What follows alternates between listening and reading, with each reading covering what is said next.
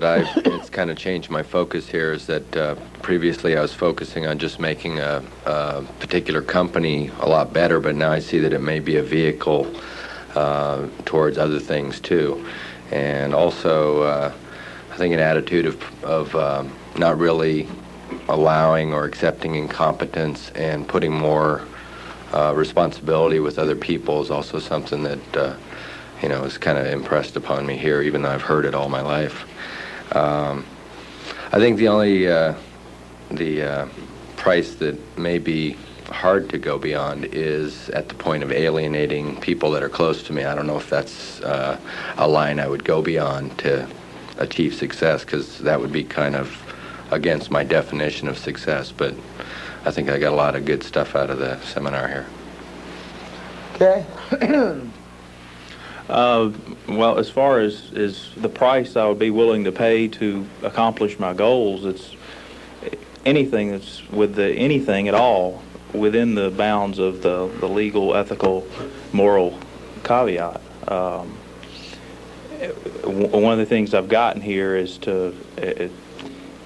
I've just gone through a little different situation. I'm in a situation right now it'd be kind of easy to sit back for a while and cruise, and I've got to go for the bigger goals and keep charging ahead and face the fact that what I've done is not that damn great, and keep going and turn it into something great.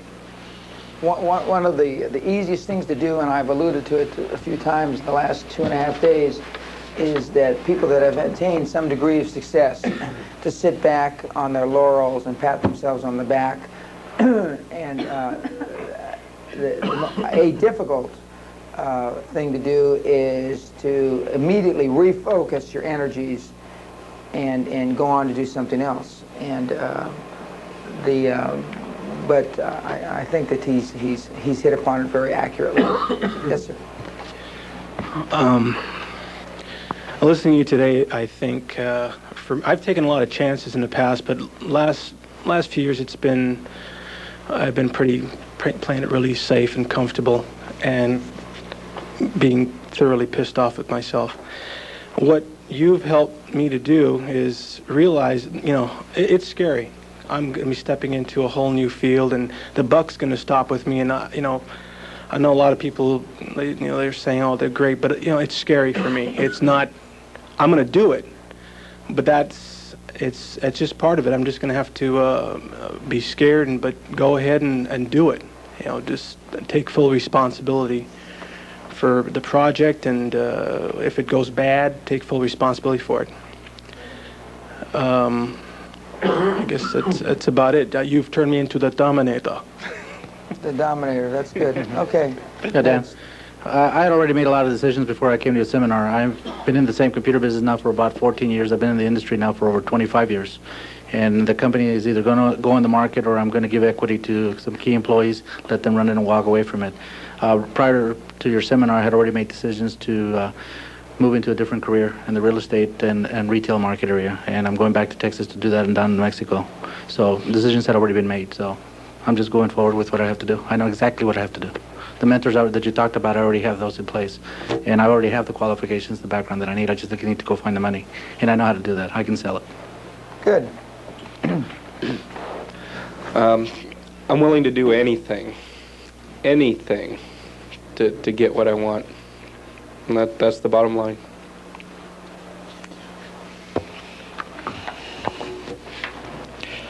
The question was, what price are you willing to pay?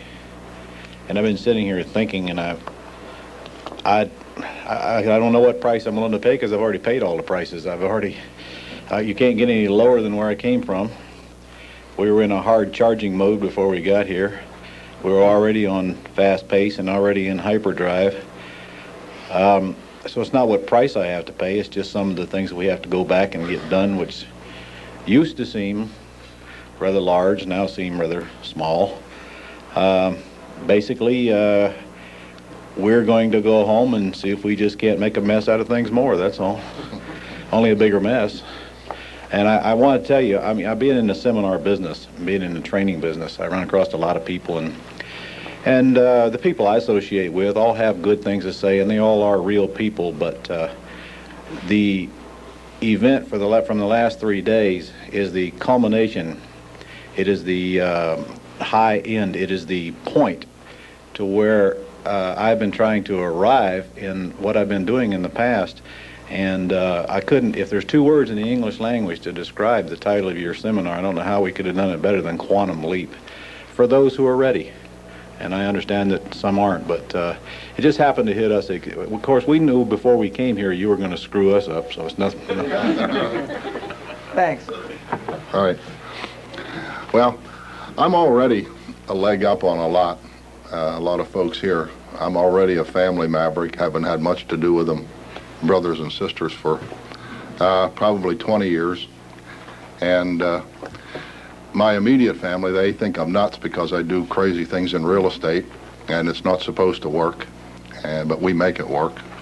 So I guess what I really have to do, I don't have to worry much about, about that side, but I do have to reevaluate some of my acquaintances, I guess, and maybe some of the associations and organizations that I belong to. Kind of the moron type things, and no, seriously, and I believe me, I know. Yeah, and start running with the big dogs. I never really did care much what people thought. I mean, that was never a concern of mine. I don't plan to give up any association with the female companion that I have, though. Doesn't even matter if she's a moron or not. No, that's true. No, sure not. No, sure not. Moron or not, you stay. Someday you'll understand why. Okay. Okay. I thank you very kindly for the 3 days. Very, very enlightening and rewarding. Thank you. I like to stand up when I talk. Well, that's because you look the same height for the stand or sitting. Yeah, I mean, what the hell's the difference? That's right. Why is this speaker? Okay. All right.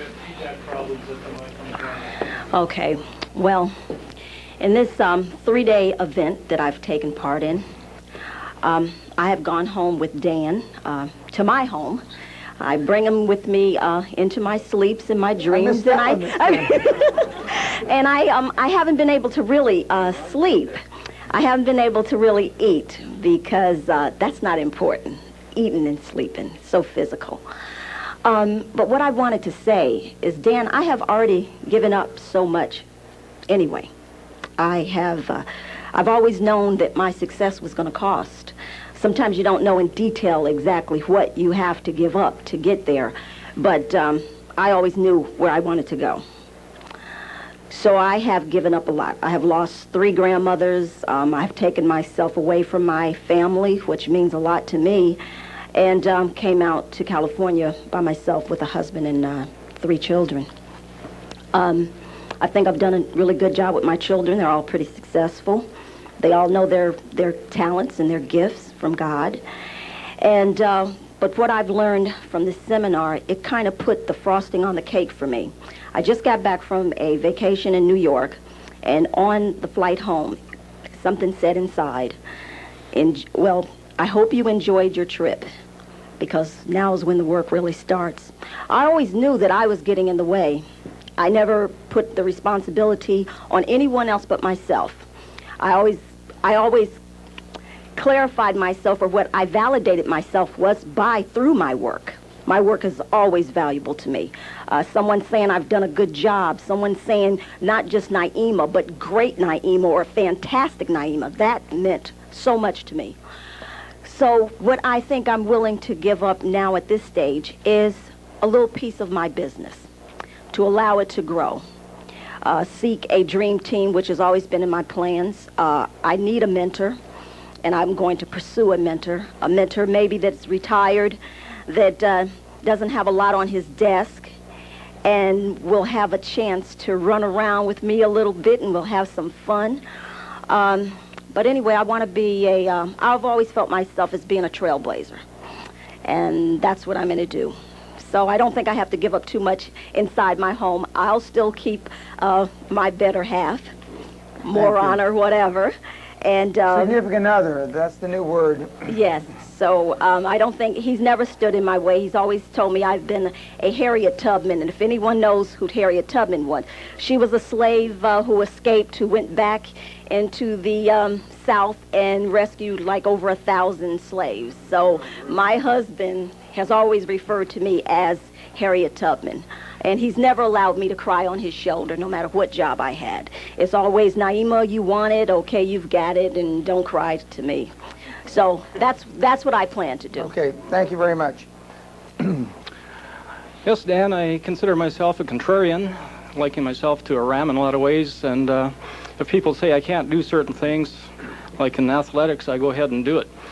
And I have had a commitment to certain athletic events and laser beam focus and a discomfort zone while I've been participating. And I haven't transferred that into business yet, but I'm willing to do what it takes to do that and to get rid of the negative people in my life, be it family, friends, or associates, to carry that through. And this 3 days has been very enlightening and enriching in my life, and I'd like to thank you again, Dan. Thank you. Well, for me, I already, at a young age, I sort of broke out of that cultural cocoon that I was placed in, being the only daughter.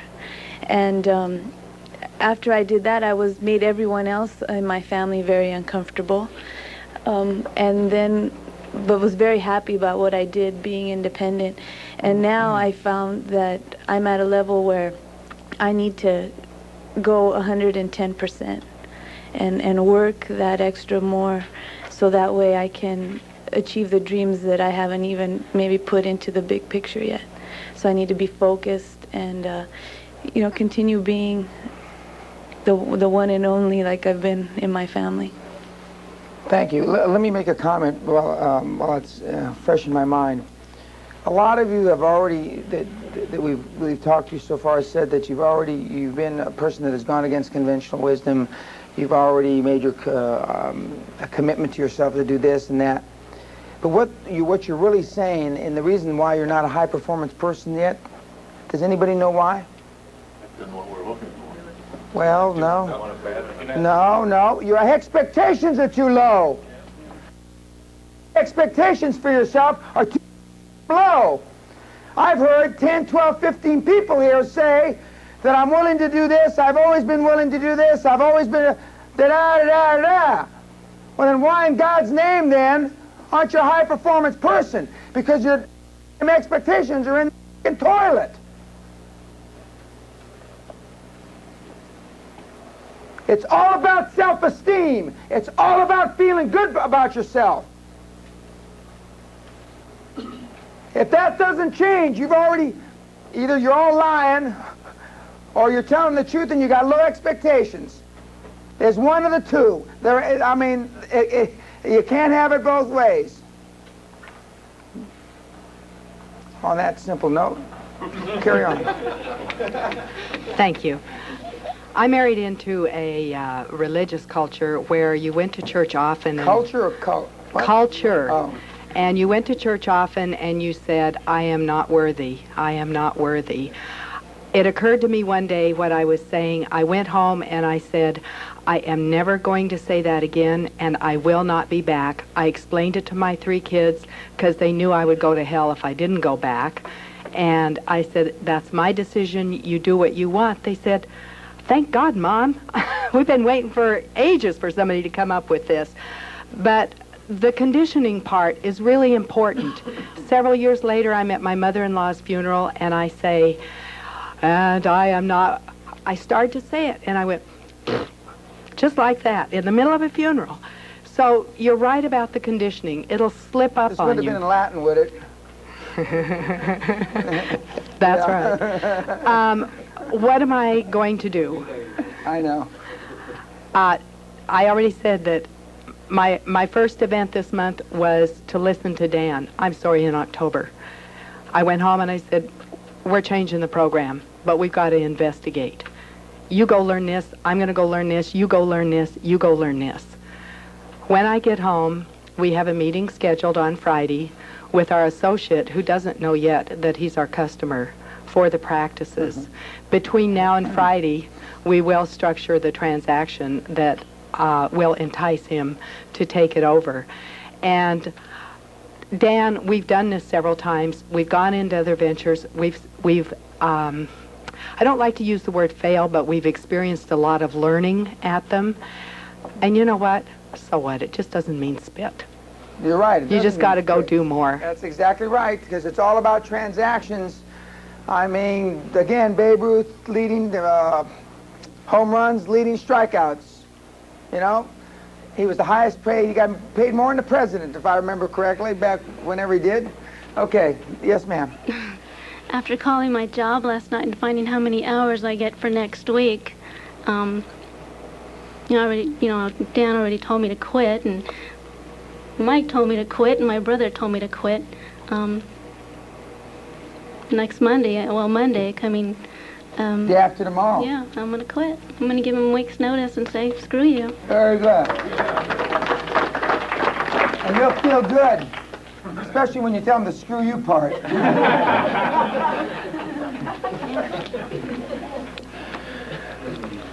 Well, you asked a question, what price are we willing to pay? All that I can give, that's basically what I want to pay to get done what I need to do. And I've been on a path of unconventionalism for a year and 2 months now with this business that I'm involved in, right, network marketing. I chose that business because it was unconventional. I knew that I couldn't be what I wanted to be doing things the conventional way. I had to break the mold. And some people don't think I can do it. I believe in myself and this company and my products, and I'm going to do it. And I'm going to take it. The only thing that I could say that I've done wrong thus far is my expectations have not been high enough. I have to go for $1 million a month. That's my goal, and I know I can do it. So I've learned that from you, and I owe it all to you if I ever get there. Thank you. Thank you. When you get there, when you get there. Let me make a comment about expectations again. You know, how many of you ever sold life insurance? Geez, only 2 of us? But this is a higher class group than I thought. Okay. Why do you think that, you know, the $1 million round table and that kind of stuff? Did you ever think, what if it was the $100 million round table? Or the $1 billion round table? When I was selling insurance, as soon as I because it was one of the products on Wall Street, I wasn't fully committed to selling life insurance, and I made that suggestion, and I didn't know anything about the structure of like the seminar now, because this was almost 20 years ago, and they told me that you can't do that, it's never been done, Prudential won't do it, and today they still got the $1 million round table. When you see the football games that are sponsored on Channel 7, they say that $1,000 is being donated to the scholarship fund of Oklahoma State. They've been given $1,000 now for 38 years. $1,000, you know, why? Conditioning. The same $1,000 in 1955 meant something. The same $1,000 in 1994 doesn't mean spit. I don't know what the hell you can buy for $1,000 in college now. But it's conditioning. It's the same, more of the same, and you're going to get more of the same. Excuse me, go ahead, please. I have to finish writing, please. Oh, okay. Excuse me.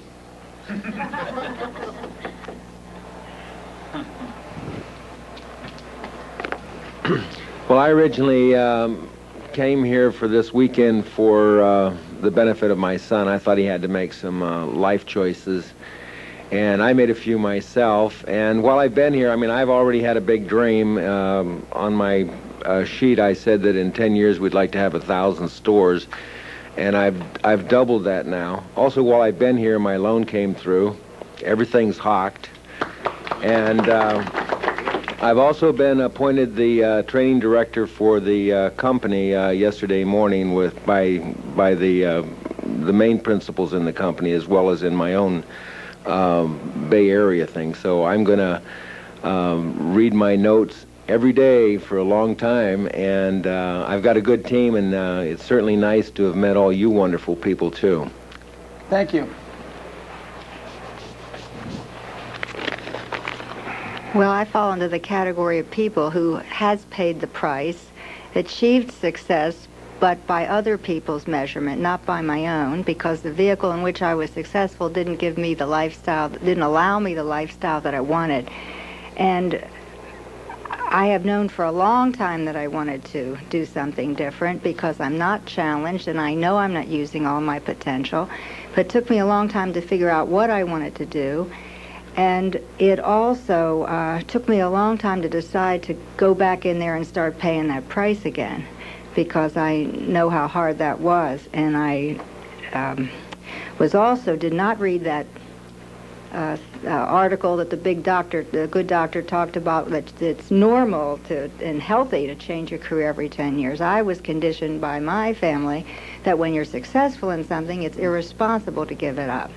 And then I started hearing things like you have to give up something to get something better. But I couldn't quite get myself to do it.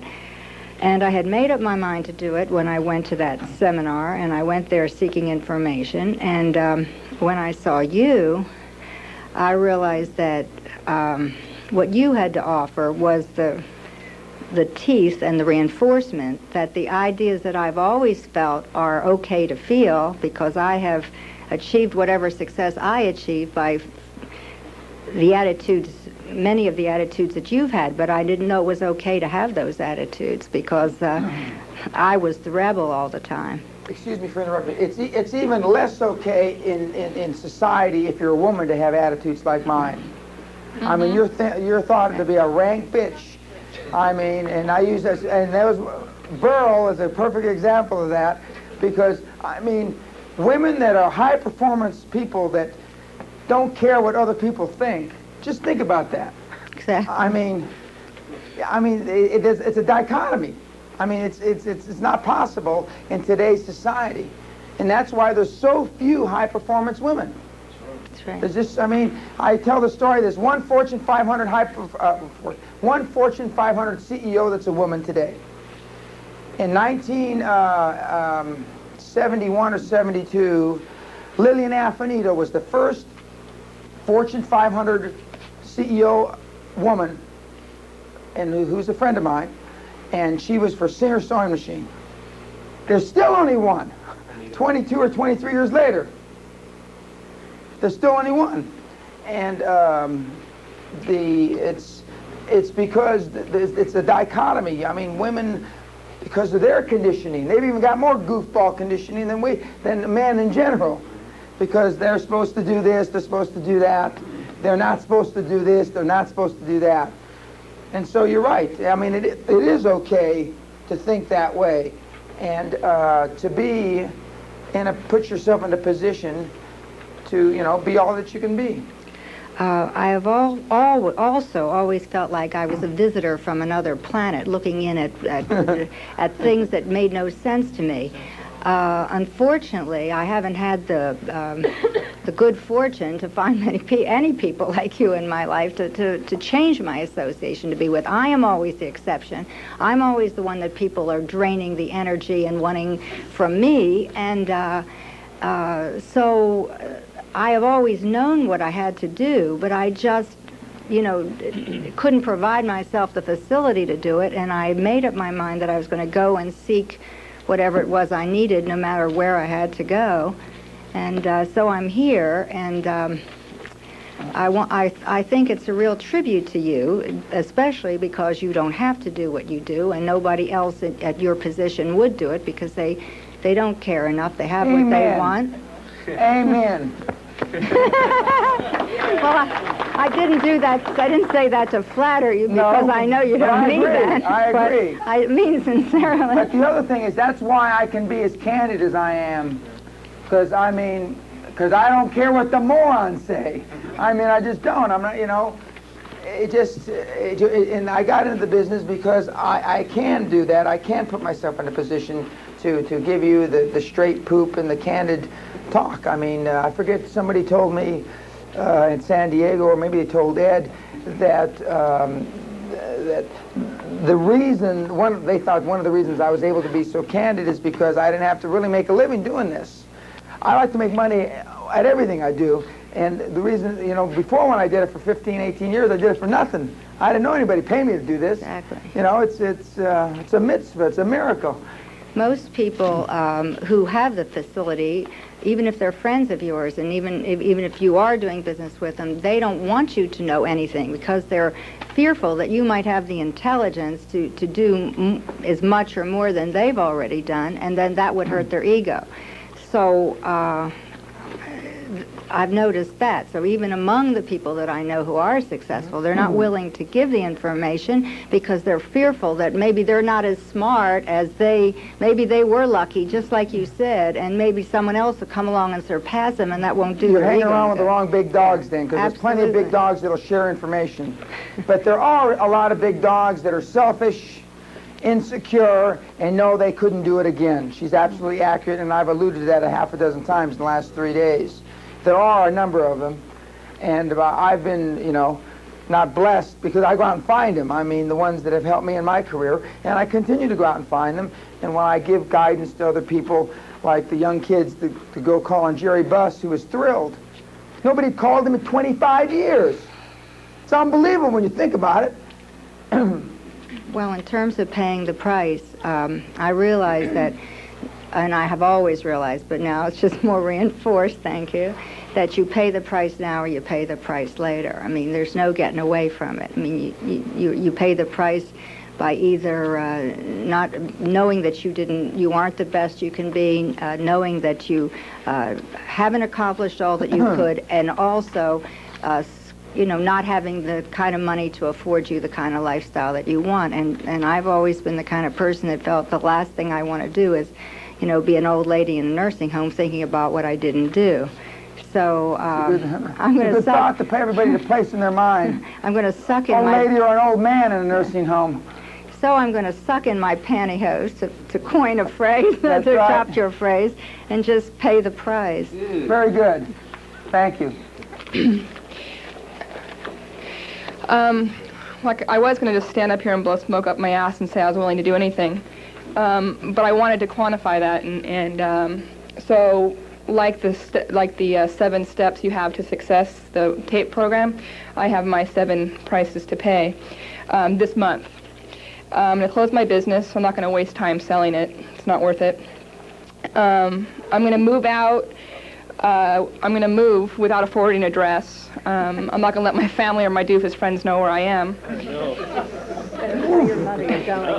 Yeah, I'll tell. Well, what I'm going to do is I'll tell my mother and father. I'll give my mother and father a call. Also mention to them that it's not a phase. I'm not going to have.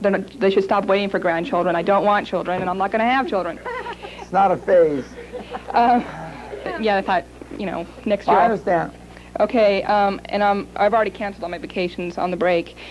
I'm going to burn most of my clothes and ask Linda where to shop. And ooh, that's the heaviest commitment of them all. Throw away 90% of my files and my books. And I've already taken a step to do this. I'm going to drop out of the doctoral program I'm in for education. It's a waste of time. And then the last thing is carry a barf bag wherever I go for the next month. So I really appreciate it. And carry a what? A barf bag. That's very good. Thank you. That's excellent. And we haven't gotten into in the longer seminars. What I do is I make control freaks give a commitment to going to clean out all the 7,000 things that you've got, dump them in a trash can, just in a big doggy bag, go through all the mail, all the junk that you've kept for all your life that doesn't mean anything, all the old clothes that you're never going to wear, you're never going to fit into again. And that's one of the things that we do. In fact, I told you that the kid got it right away. I mean, when she sat right up here, I knew it instantly, you know. It's like the hot man or the hot woman. I mean, she got it. She's got less preconditioning to fight with, to fight over. She's got less garbage in to get rid of. But it's still not easy. I mean, she saw she was stuttering when she was saying it. I'm getting nauseous right now. Yeah. The barf bag she's going to get, I believe her. Yeah. I mean, that is the ultimate. And there's no doubt in my mind that 6 months from now, a year from now, a year and a half from now, that I'm going to be able to get her on the phone like I did Casey, or have her at one of these deals like Burl, and she's going to have made quantum leaps in her career, whatever she decides to do. The idea about not wasting her time selling the business, I would agree. You know, it's like I tell some of these guys, just turn the key, walk away. It's like I gave away 10 years of equity. Remember the building I gave back into the bank? 10 years of real estate equity that I rolled up in tax-free exchanges and all that crap. All the time I wasted on that damn building, it just pisses me off. And I had a partner named Chris Popovich, used to play basketball, 6'10" or whatever. And I knew we were in trouble when he says, I'm going to give you my half. Good indication. Yeah. And so he says, Dan, I can't screw with him. I can't well, how am I going to manage it from Scotland? And I ultimately gave it back to the bank, you know, and we had a lot of equity in it. I just said, this is it, forget it. Because I'm spending so much time fiddle-farting around with this big, huge building, then I'm losing money. This is costing me money and all the other things I do. And I gave it back. I didn't bother, didn't sell it, didn't do anything, just gave it to them. And they sent me a check for $13,000. I still remember this, and I couldn't figure out why. And it's because my lawyer had agreed that I would pay part of closing costs when they transferred. I first sent anyway, and at the end, because there was so much equity left in the building, they sent me the 13 grand back. They couldn't even take it from me. The bank didn't have the balls to take my money, so they just sent me back the $13,000. But I mean, I just walked away. And I mean, you know, for this room, you'd consider it a good net worth, let alone just equity in a building or a series of buildings. But sometimes that's what you got to do. Just walk away. So I relate to what she just said. Okay. Yes, ma'am. One more thing. On the subject of what she said, it might be a good marketing tip for you to create some quantum leaf barf bags to give out at the end. Quantum leaf barf bags. Yeah, that's a... Whoops. Okay. We're gonna come to a crescendo now, and it's gonna be rapid. Exit strategy. Most of you, your exit strategy will be dropping dead. Hoffman's gonna drop dead at one of his stores, just curl over behind the register, you know, checking to make sure nobody stole any dollar bills, and that's not what quantum leap growth is all about. You know, and I'm not saying it's 3 years, 5 years, or 10 years, because I already told you, if you're over 40 years old, you're in the next cycle, blow your business out. I don't care where, just blow it out, because you may not live long enough to see the second cycle. And I'm a proponent of selling things in up markets, not down markets. Just blow it out, whether you're ready to retire or not. Just blow it out. And Mosby's, if that happens, when it happens to us in Fire Resources, remind me of this.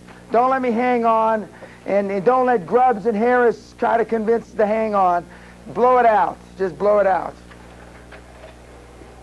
Expecting the unexpected and trying to plan an exit strategy around all the alternatives that could possibly, or all the permutation, is impossible. Desert storm, hurricanes, you name it. You're going to move up here? Yeah, okay. And all the other junk that can happen to you. I mean, floods. But don't ever underestimate how wrong you can be. Don't plan for it, but don't underestimate it. So then when it happens, it doesn't take you a year or 4 years to overcome it, to dig yourself out of the emotional hole. Remember that you've got two checkbooks. You've got an emotional checkbook and you've got a financial checkbook. Most people's growth is prohibited by the emotional checkbook. Everybody in this room thinks they need more capital to grow. What you need is a deeper emotional checkbook. You need more money in your emotional bank account, not in your financial one. Keeping your laser beam focused to the point of exclusion of everything else. I used to use a slide to the exclusion of God, country, and family, and not necessarily in that order. But because I'm a kinder, gentler guy, I don't use that slide anymore. I just tell you. Do the ends justify the means? You damn right they do. And anybody that tells you any different hasn't been there. The ends do justify the means. As long as it's legal, moral, and ethical, I will tell you that your moralities and ethics will change. And if you don't think that, you live it. I got a bridge I need to sell you. I mean, and why does a racehorse wear blinders? To stay focused. Most of you, I had to sell blinders. Make a note of this. We're going to have quantum leap blinders for these people next time we do this. Barf bag and blinders. Going to give them a quantum leap special deal. And of course, they don't want to give it away to make it a special, see? Make it a special bonus. The most important decision you'll make since starting your business is getting out. And very, other than the insurance industry that covers it too well, I don't know of any industry that covers exit strategies. And they're trying to sell you $4 billion worth of whole life, unless the business has changed since I used to do it. I mean, they've got all kind of fancy products, but it's basically whole life. And somehow whole life seems to be better, right, Craig? Okay, it hasn't changed since I did it.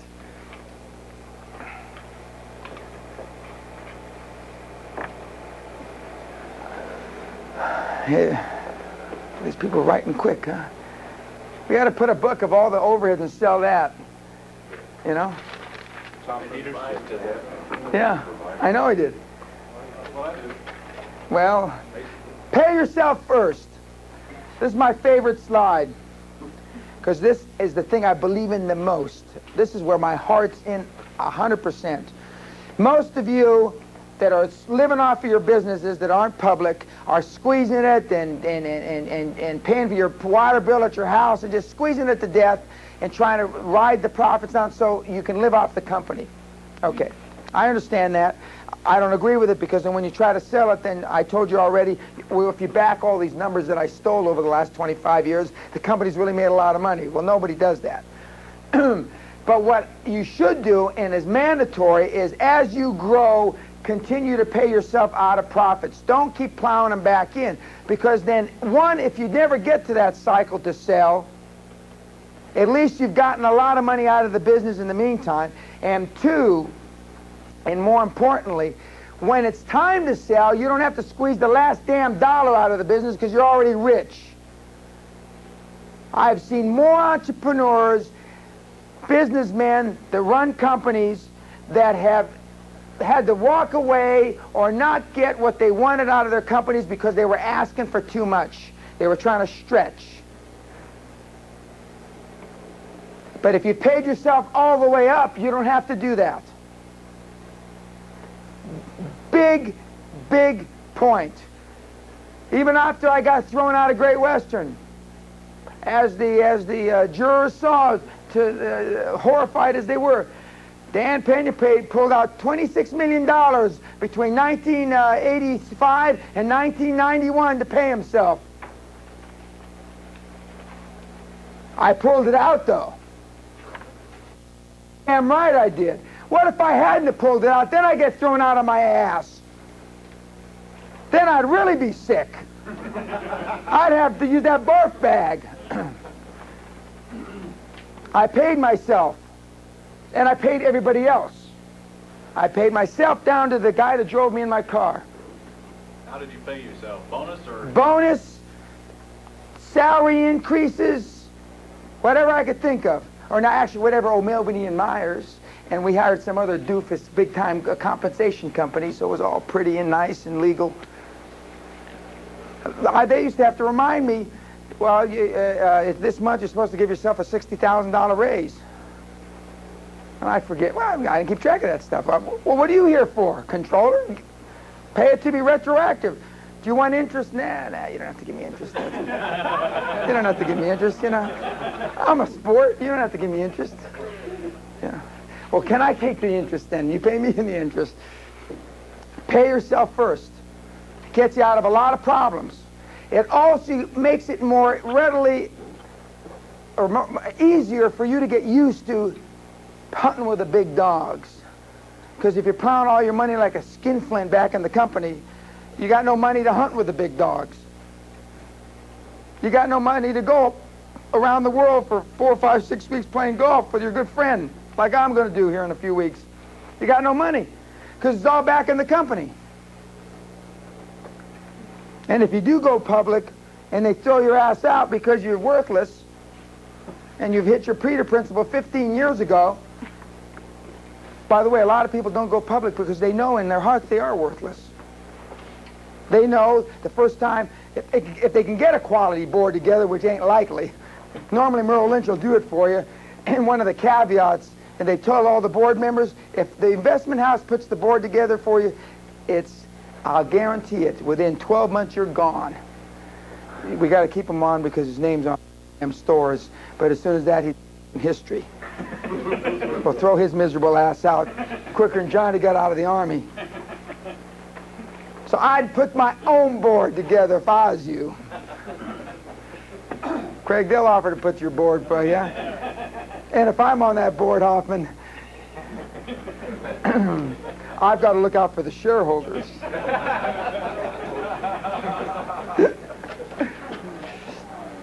Because Omar Khayyam said it better than I, some for the glories of this world and some sigh for the prophet's paradise to come. I'll take the cash and let the promise go, nor heed the music of the distant drummer. How many was that, 2,000, 4,000 years ago? When was that? Long time ago.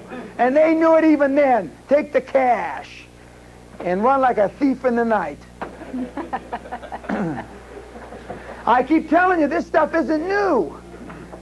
Since before Christ, since Cro-Magnon man crawled.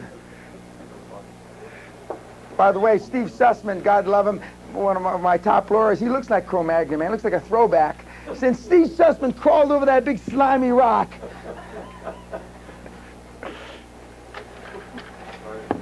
Okay, now, you didn't think it was over, did you? You didn't get off the hook that easy. You can think positively all day long, all year long, but positive action is what counts. We talked about, a lot of you said that you've already been doing what it takes, but you've got low expectations. Otherwise, you'd already be where you want to be.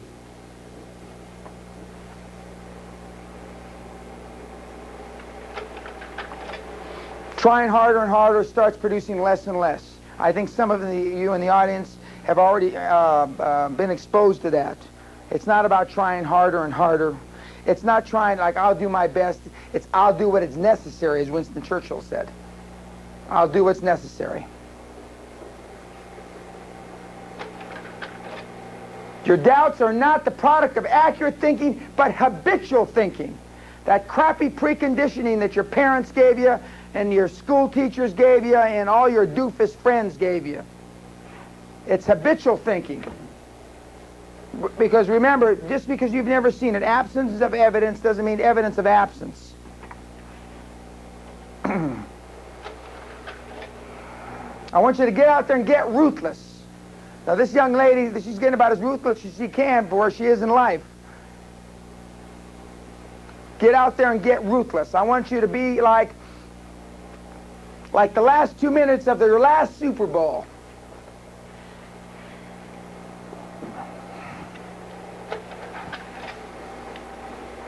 Now, just a quick brief summary on how we get started. How are we going to go out and do this? We got a dream. You've got to have the human resources. You've got to put a dream team together. For some of you, that's a board. For some of you, that's a mentor. I already told you what I think of mastermind groups. I don't think much of them. Although some people do make them work, I've never been part of one that was worth a damn. Because I told you they suck all my brains. And I'm the one limp leaving the room, and everybody else is all charged up. And you got perception equals reality, and I call it the roost success. You want to act more successful. You've only got one time to make a first impression. I didn't come to this seminar the first day with this sweatshirt on. I came the last day, because your perception of me has already been built. And it's way greater than you ever think, you can even imagine. My grandiose lifestyle and what I've done. It's bigger than life, and that's the way I like it. Almost cost me my financial net worth in trial, but we got over that, and we're going to talk about that in a second. You've got to take action now. You've got to step up to the plate. You're going to develop your quantum leap battle plan. You've gotten the forms, and you only need a marginal shift. I already told you the difference between a 250 batter and a 350 batter is the difference between making $300,000 or $500,000 a year and making $5, $6, $8 million a year.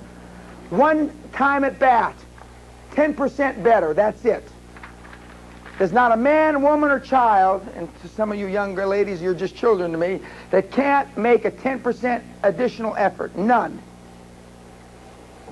You've been given the 11-step idea to execution, and now we want you to apply for those seminars that are worth going to. Now you can go back and apply some of the good things that you have learned at those other seminars and through those other tapes and through those other books. You've been given the foundation, the tools to pick and choose what really works. And I've tried to stress, even though I'm at the General Patton or the Schwarzkopf end of the continuum, you can be a Henry Kissinger type and still get it done very, very effectively. There's no question about that. There's too many guys out there that have been successful at it. And you don't have to do it alone, and more importantly, you can't do it alone. Forget about, you don't have to do it alone. In my judgment, you can't do it alone. In my judgment, you need a mentor. We've talked about who, where, how, when. Talked about Jerry Buss answering these guys' phone calls. Nobody called him in 25 years. How long has he been here in Los Angeles, Jerry Buss? 25 years? Nobody's called him since he's been here. Can you believe that? He started off with houses in Compton and Watts. Okay, well, I mean, since he bought the Lakers, since he got to be a high-profile guy, nobody's ever called him.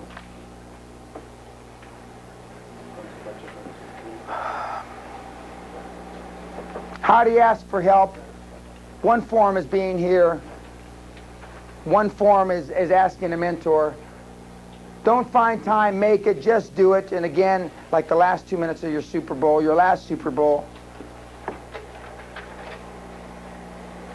each person is able to realize your dream.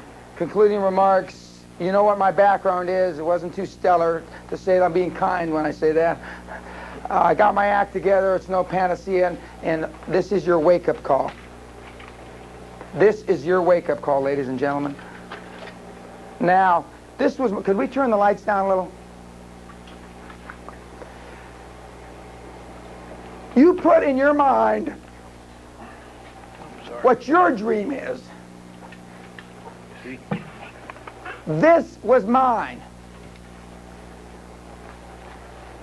Living in a castle with all the overhead and all the expenses isn't everybody's cup of tea. It happens to be mine, it happens to be my wife's. And it's my kids don't know any different, don't know any better. But whatever yours is, you should constantly eat it, sleep it, breathe it for every day of your life from now till they put dirt on you and daisies are growing up from your chest and maggots are eating your eyes out. That's pretty graphic. That's brutal. Yeah, that's pretty graphic. But I mean, I showed you the castle timeline goal deal from April of '83 to August of '84. It all happened. It all happened. It can happen for you as quickly. This was my perception of myself way before I was like this. You have to, in your own mind, have the perception of what you want to be, and then people's perception of you will follow. People perceive me as being bigger than life, but I am. And they will perceive you to be whatever you perceive yourself to be. The people we call gifted are different from the crowd in one very special way. They accepted their gifts. They let them happen. The high achievers, the persons you admire, are those individuals who opened their gifts. These winners have more gifts because they claimed them, took them out of the wrappings and used them. I've merely opened them up. You haven't opened a lot of them yet. We've all got the same gifts under the tree. We've already proven we're all about 100 IQ from the first day. Now that I've known you a little better, I'd say that we probably gave most of the people in the room a little, and as opposed to taking any away from them. But that's, hindsight's 20/20. The path that is your destiny is yours.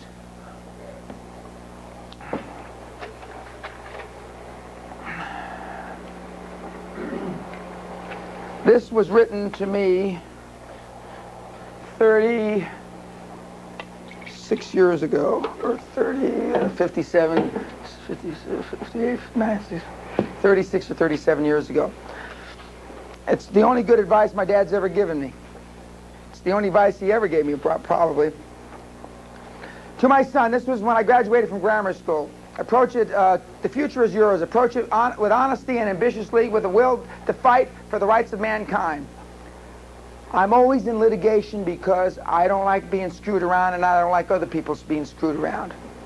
That's one of the reasons I litigate a lot.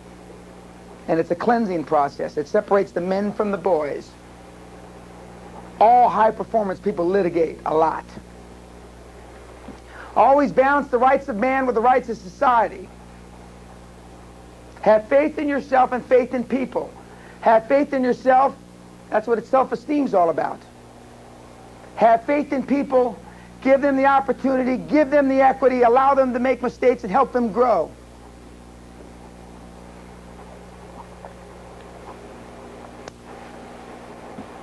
For if you trust no one, you cannot trust yourself. If you don't allow people, you get paid for what you do and what you get other people to do for you. If you are not effective getting people to help you, not beyond your dream team, you will not be able to create quantum growth in anything that you do. You've got to incorporate the use of other people. You can't do it by yourself, and I'm not just talking about a mentor. You've got to create a team that works for you, that transcends the few people that you can organize and supervise properly. Now, I've told you I know there's life after death because I've been dead 5 times. I've come back from death, so I've seen that tunnel, but every time I see the tunnel, it's a dollar sign at the end. I don't see God down there. I see my dollar sign. Maybe someday I'll see him at that end of the tunnel. Hopefully not anytime soon. But it's important that even when you get these high-priced advisors and you believe in them, you get the best money, the best you can't afford, they make mistakes. And this is when the ultimate suck up your pantyhose time. Now, this is a letter that was written to me March 19, 1993 by the law firm of Sussman and Guthrie, the highest paid plaintiff lawyer in America today, Steve Sussman. And it says here basically, you were not as pessimistic as Skip. However, you stated that you would not proceed at trial if Steve and I thought you only had a 1% chance of winning, but that you were inclined to go forward if I had a significant chance of winning, even if it was less than 50%. I write to address that issue. To make a long story short, he tells me I can't win. It can't win. This is in March before the trial. This is the end of the letter, and it says, very truly yours, da-da-da-da, we'll defend you till you run out of money, basically. Then on September 11th, this was 3 weeks into the trial. As I indicated this, as I dictate this, we are at the end of the 4th week of the trial in your case. I want to once again urge you to consider settlement. Although you have rejected all previous settlement entreaties by Great Western, we have now completed, blah, blah, blah, blah. He goes on to say that you got no chance of winning, and you've had your say in court. They thought I just wanted to get up and flap my mouth. Dan, why did they want you to settle? Making sure they could say? No, they wanted me to settle because they honestly felt that we didn't have any chance. They had, I was being accused of 32 counts of wrongdoing, that I had, they were suing me for something in excess of $200 million. If I had lost, it would have wiped, pretty much wiped me out. And they said all the evidence, they had 30 or 40 witnesses that all came up and perjured themselves. All that dream team that they're going to bring in to be your board of directors, Craig, all perjured themselves, will all perjure themselves when it comes between you and their ass. Cameron, everybody.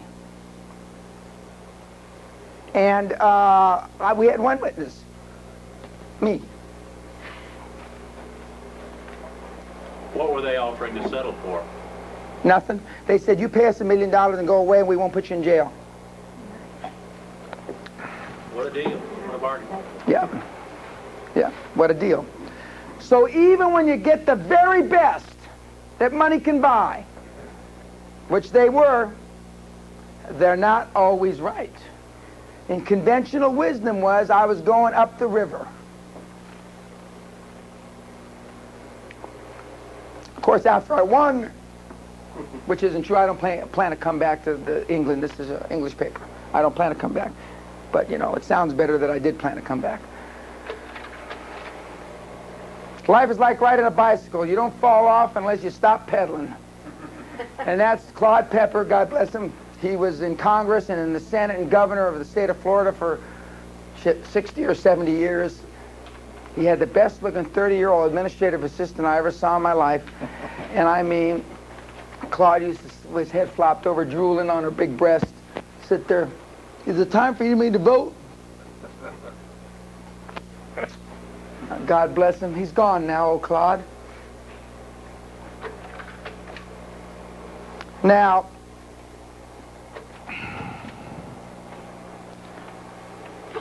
we have covered a lot of material, and we have talked about concepts that are very much foreign to you in many, many ways, especially the expectations and the self-esteem things. For those of you that are ex-altar boys, nemo potest extrium patriam.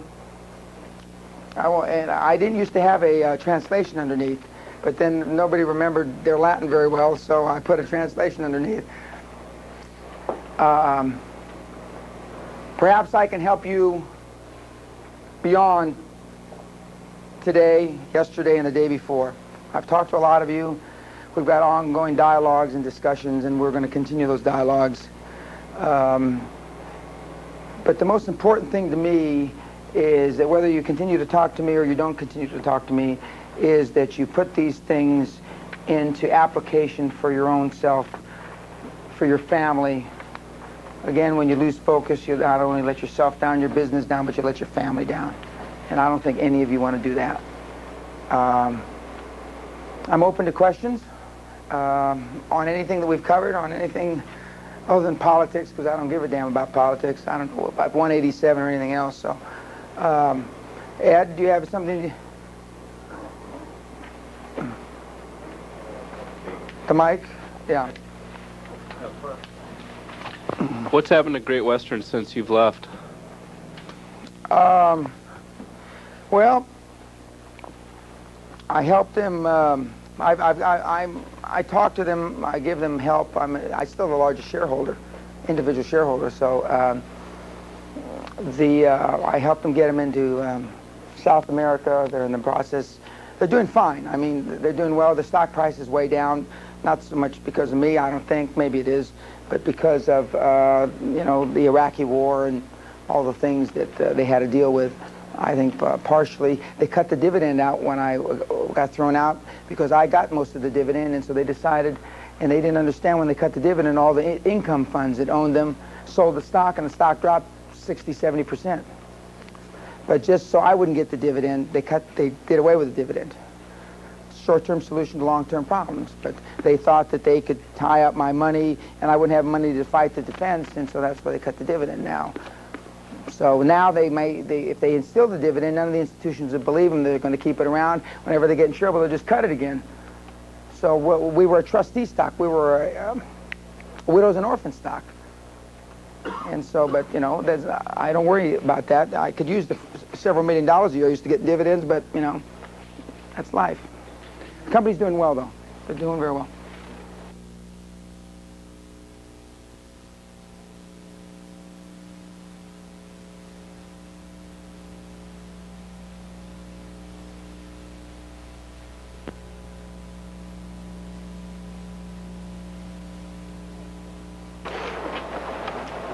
Earlier today, you said that when your father is asked about you, he just considers you an enigma and says, I don't know, I can't explain Dan. The family just kind of, But then it was eerie because when having that in mind, when you put up that slide about that quote from your father, way back when you were graduating from grammar school, and you started to realize what I've heard for 3 days and apply it to what your father had given you, maybe not even aware of all that he'd given you back then, everything, giving away equity, everything. He didn't give. He wrote that in my little book, and I used to use that signature to forge my passes at the Miss School. The book is all worn out with his Manuel Peña, because I used to use tracing paper and I used to forge it. And my senior year in high school, I missed 187 days of school.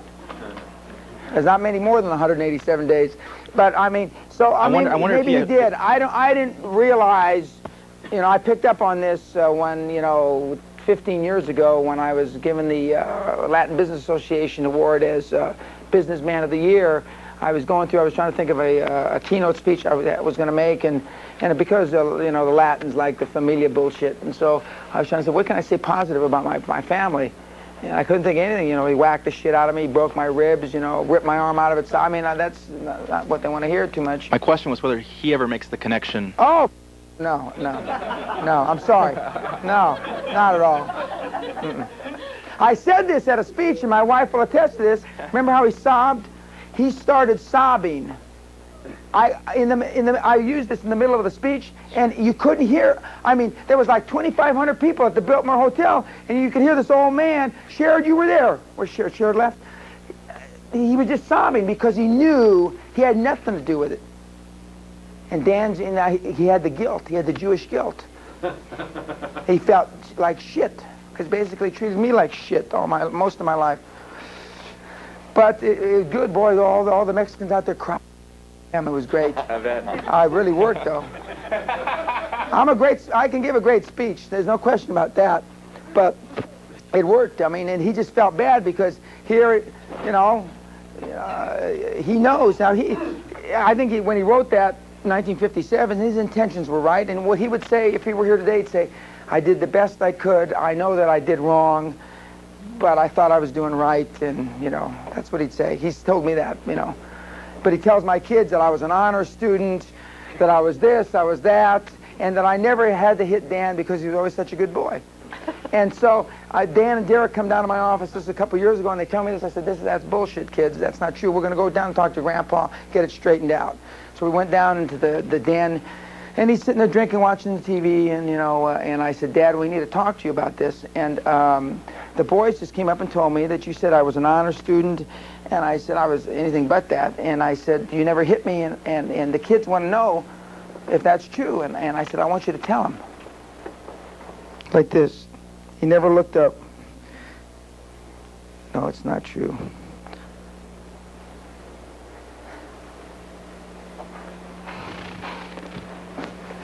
He feels the passion that I do about how wrong he was now. But, you know, you can't waste time on things you can't change, you know. We're not very close, and we haven't been, probably never will be. But it's you know, it's part of the thing that's probably made me what I am today is because I've gone out of my way to be successful. You know, my family, just to keep me alive was their goal until the age of reason. That's the only, not get out of high school, not get good grades, just if we can keep them alive. And I tested that on many occasions, you know, and but it makes, you know, it makes the resolve, and we all have our stories about our life. But I mean, I didn't get any of this feeling of being successful till I was in my 20s. And I really made a resolve when I was in my early 30s. I got a late start. I mean, some of you say you're older than that now, but I mean, it's never too late. I didn't really get my act together till I was in my early 30s. Shit, and I'm in my late 40s now, so I've only been doing this 15 years, really. But I'm, you know, one thing that differentiates me from almost everybody I know, I'm a quick learner. When I figure out something that works, I don't go back and reinvent the wheel over nothing. I am a quick learner, boy. I mean, when I learned something about the energy business from Jerry Ormond or Grazos, or I mean, that's it. It's in concrete. I don't need to reinvent the wheel. That's why working with women, when I work with women, it's easier because they don't reinvent the wheel. When I tell them, you know, Burl, I think to make your next 20 million, what you got to do is you got to let a cab kind of crease you over here, hit you kind of in the side. Burl say, do you want me to hit him from the back? Hit the cab, hit me from the back? Do I have to expose my, you know? She wouldn't ask. Whereas some of the men, well, you know, gee, I could get hurt there. What if the guy doesn't hit the brakes in time and I could get a broken rib and, gee. Some of this stuff is almost blind faith. Let the force be with you, you know, like in that movie. It's like Obi-Wan Kenobi. You know, maybe I'm your Obi-Wan Kenobi. For some of you, I'm going to be Obi-Wan Kenobi. Obi-Wan.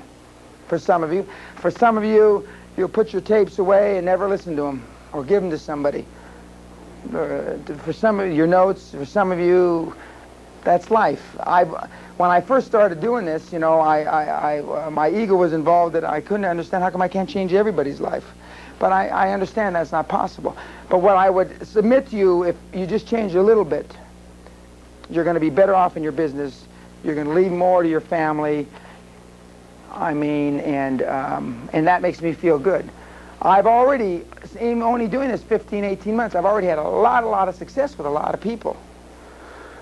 So now what we have to do is get me in front of more people, and that's what we're working on. You know, it's taken us 15 months of doofusing around to figure out what the formula was.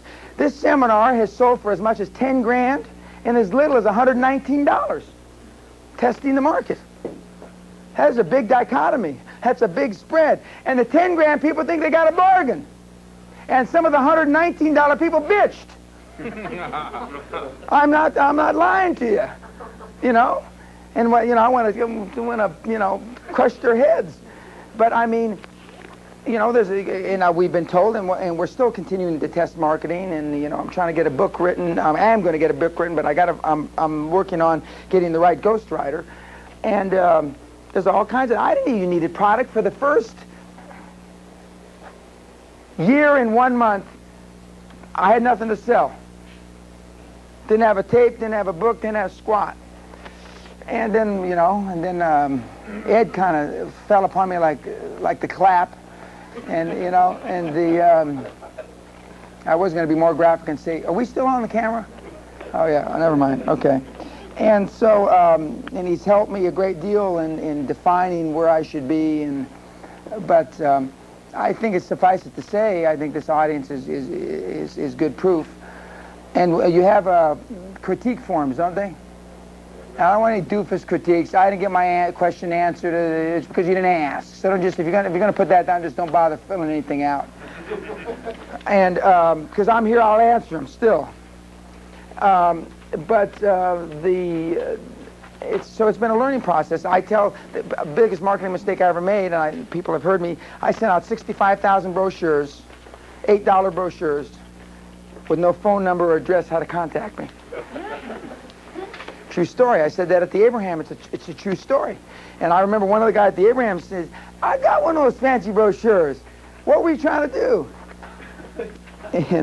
But it's true. You know, I've done, you know, fortunately I had money, otherwise I'd be out of this business already.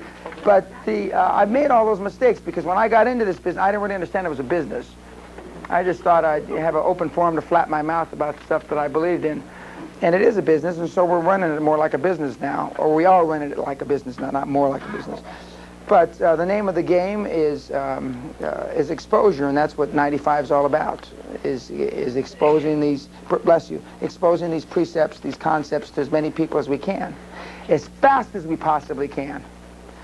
And because I'm not sure, I plan on doing this the next few years. I'm not sure I'll do it forever, but at least for the next few years until my kids, probably get out of school and my kids are young. Yes, a question in the back. Dan, on the first morning you said that there were 4 to 5 major points to remember, things along the lines of all high-performance people have a good high level of love for themselves, focus on only 2 to 3 things at once. The third point, by empowering people to duplicate your energy, you will affect a greater presence and results. Number 4 was act as if there were no limits to your abilities. Is there a 5th or 6th point you'd add to that? Yeah, you asked me that before. Now I remember. All high-performance people give away parts of their deals. They all do, in different forms, but they all give away. All high-performance individuals never look back. They only look forward. They're not interested in what they did. There's a lot of the KKR guys and these guys have done so many billions of dollars in deals. They don't look back. They're only looking at what they can do going forward. And so those are all common traits of high-performance people. High-performance people also don't even think about pay price to action. The only reason I've articulated it like that is because I'm doing this now. They just do what it takes. Winston Churchill says, "Don't do your best, do what it takes." And they just naturally do that. Joe Montana doesn't think about pay price to action. He's going to get a less salary and this. He just does whatever it takes them down the field. They got 2 seconds or 2 minutes. Takes them down the field. That's it. And and when I make the analogy, playing the last 2 minutes of your Super Bowl, they don't even think about. It's ingrained because remember, motivation gets you started, a habit keeps you going, and these people are in the habit of winning. I'm in the habit of winning. I mean, I'm dumbfounded when the financial institution turns me down. I'm dumbfounded when something I do doesn't work. Mike here, please. Earlier when you were talking about delegating or giving your critical path to your subordinates or your team or whatever it is, and you talked about that naturally they're going to make mistakes. By definition. It's a certainty. And my question is, if you have an individual or individuals that, and I've made a lot of mistakes myself, and one of the things that I think I do well is I am also a quick learner. I usually only make a particular mistake once. But sometimes I have some people who make the same mistake, the same mistake 2, 3, 4, 5 times. Those are people of history. That's about what I thought, because yeah. Do I have to do it on the mic? Yep. We want to memorialize this for time eternal. We had that discussion at breakfast this morning with one of the crew that is here, and it could be that if he's making the same mistake over and over is because he knows that you're going to correct the mistake. That's a good point. Yep. That is the best answer. Oh, thank you. Everyone knows that Good they're point. going to correct their mistakes. How do they know that? They keep on helping it have their job.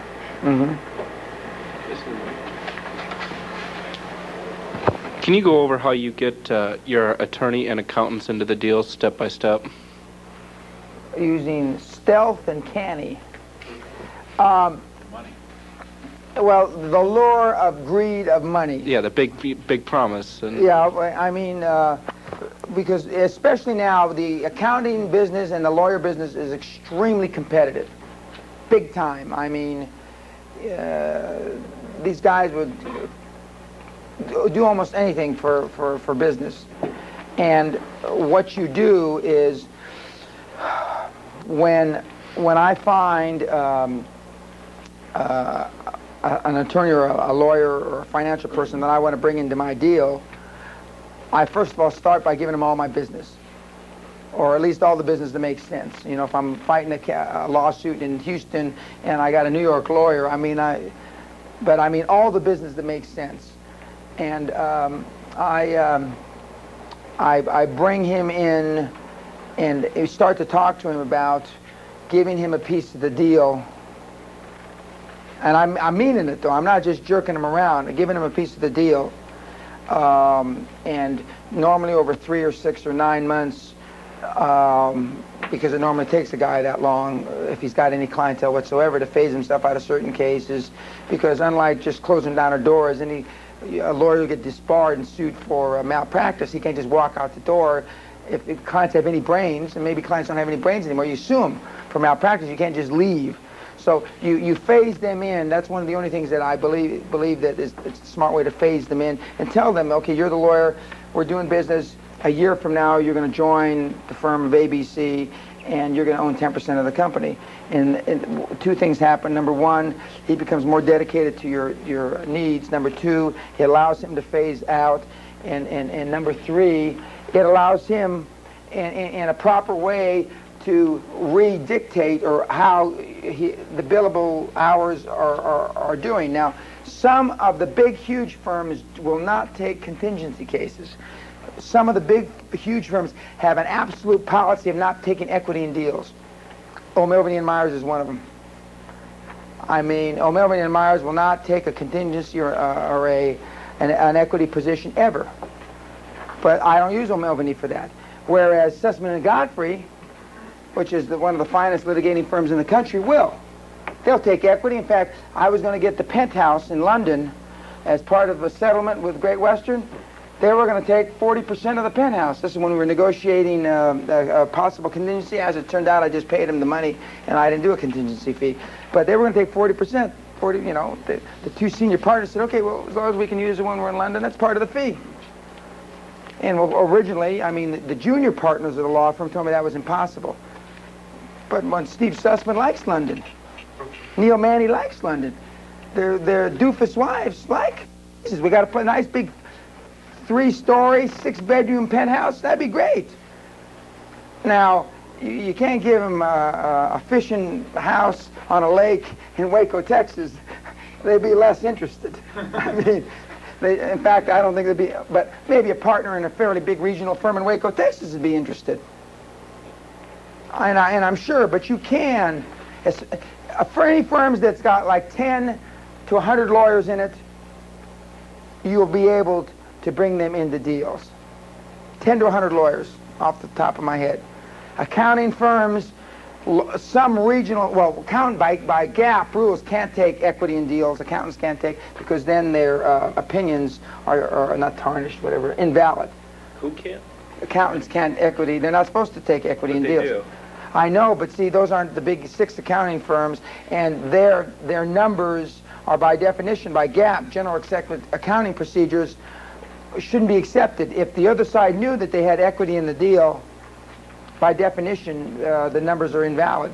See, but see, like business, a lot of business brokers aren't honest. They take fees on both sides of deals. I mean, doesn't mean just because the rules say that they're supposed to do that doesn't mean they adhere to them. So over time and after experience dealing with various accountants and lawyers, you find the 2 or 3 that you think that you could live long term with, and then you approach them on a business basis that I want you to come in as my in-house general counsel or chief operating officer, or chief financial officer, or whatever.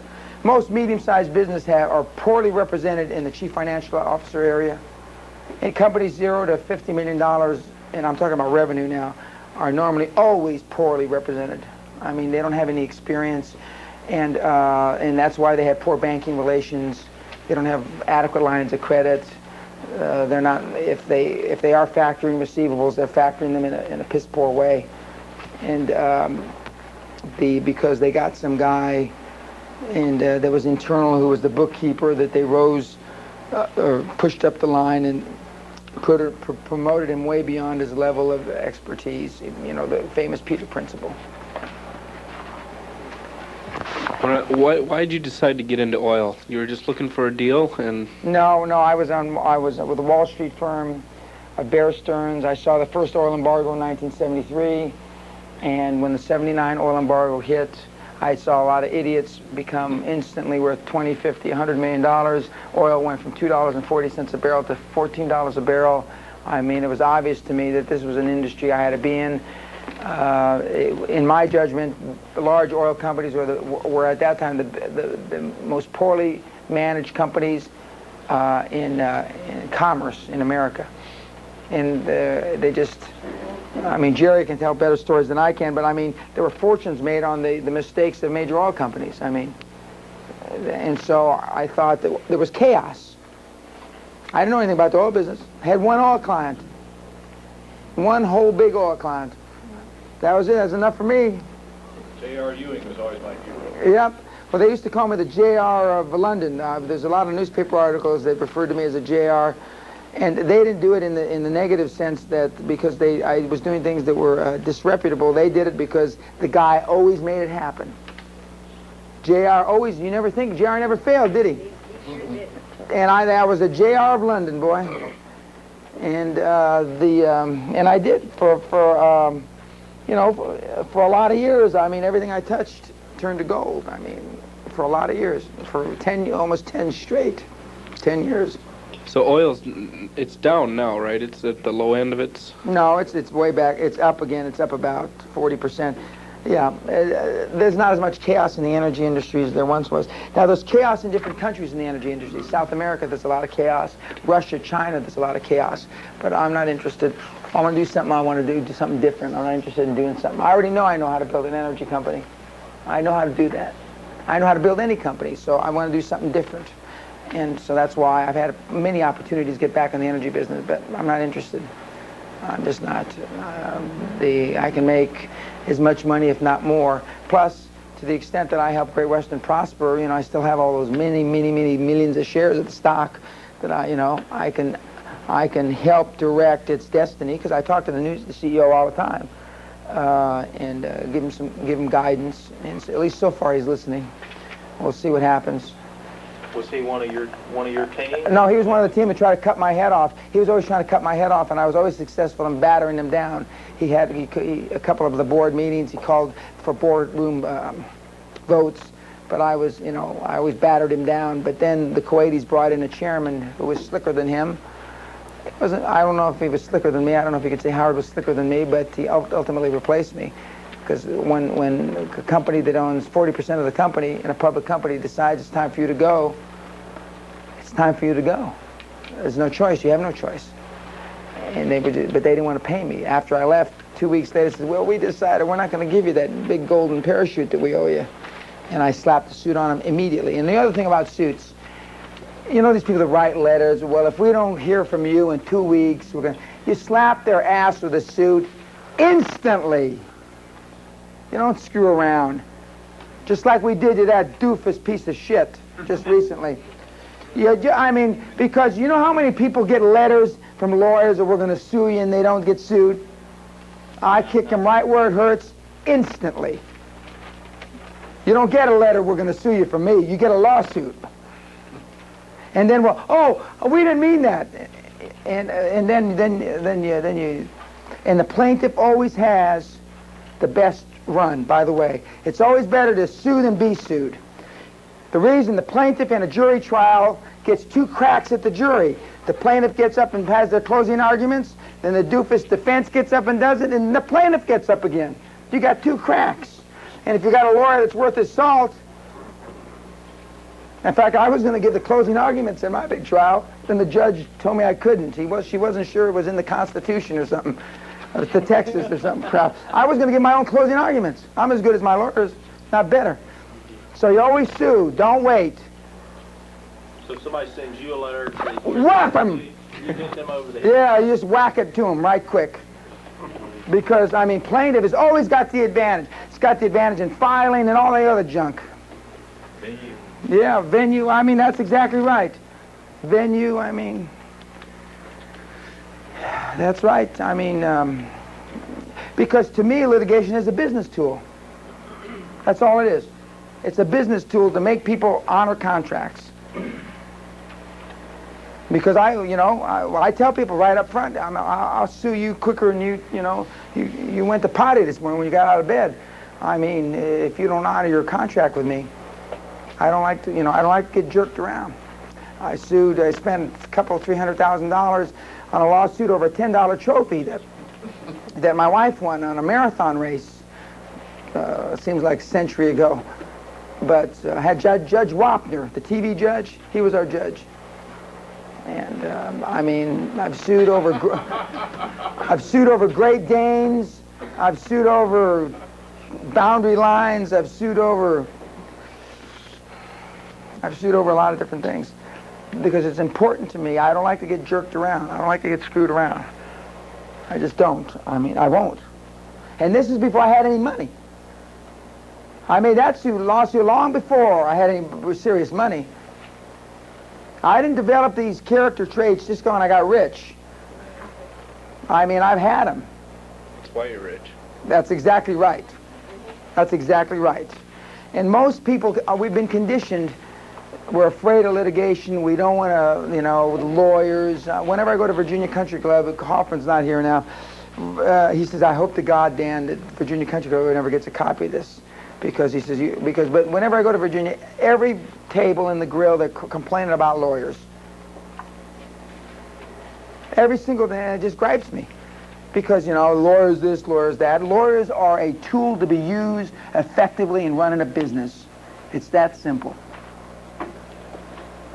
Sometimes it's at a proactive way. Sometimes it's in an administrative way. In my place, it was never on a defensive way.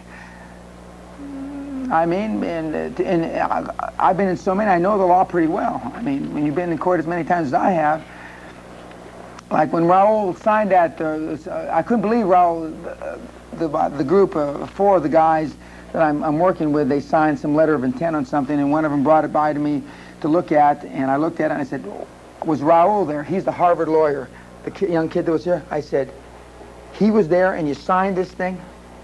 Yeah. He says, what's wrong with it? And I said, there's nothing right with it. What do you mean, what's wrong with it? And I says, Raul was sitting there when you signed this? He let you sign this? He says, no, he signed a copy too. I said, oh, Jesus. I couldn't believe it. And but then he says, then Fidel took the blame. He says, well, I was so hyped up, I was so enthusiastic, I got everybody to sign it. And, yeah, and I said, God. And that's good, because I'm trying to teach them how to be enthusiastic, and they were so proud, they thought I was going to be so happy with them. Then I said, well, we got to get out of this deal. So, but then we worked, and we role-played, and we went in there, and they signed a new deal, and they doofused the guy. They clipped a much more experienced group's wings. And these four guys, the amount of business acumen they've got, I mean, Dan Jr. is pretty sophisticated. My 8-year-old daughter's got more.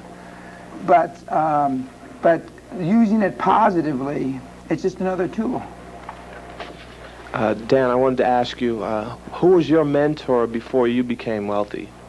Well, one of them is in the, I already had a few bucks when I met Mr. Ormond, but Mr. Ormond, who's in the back of the room, has been my mentor in the energy business, going on 20 years now.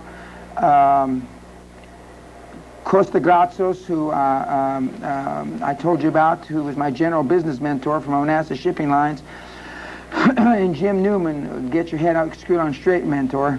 And those were my three mentors. I really didn't have any. I had a mentor in the military. I had a guy named General Roy Atterbury, West Pointer. His claim to fame, he graduated from West Point with the most demerits of anybody that ever went through West Point. You know, Douglas MacArthur, General Robert E. Lee graduated with no demerits at West Point. This guy had the most demerits of anybody ever to get through West Point. And he was a decorated hero from the Korean War, and he had his leg all shot up, and he used to didn't button his blouse. He was a general. A general officer in the Constitution, by the Constitution, says a general can make his own uniform up. That's why Patton had all the junk he used to wear. Well, he used to keep his blouse open, his coat, and he used to drop cigar ashes and burn holes in his shirt and tie.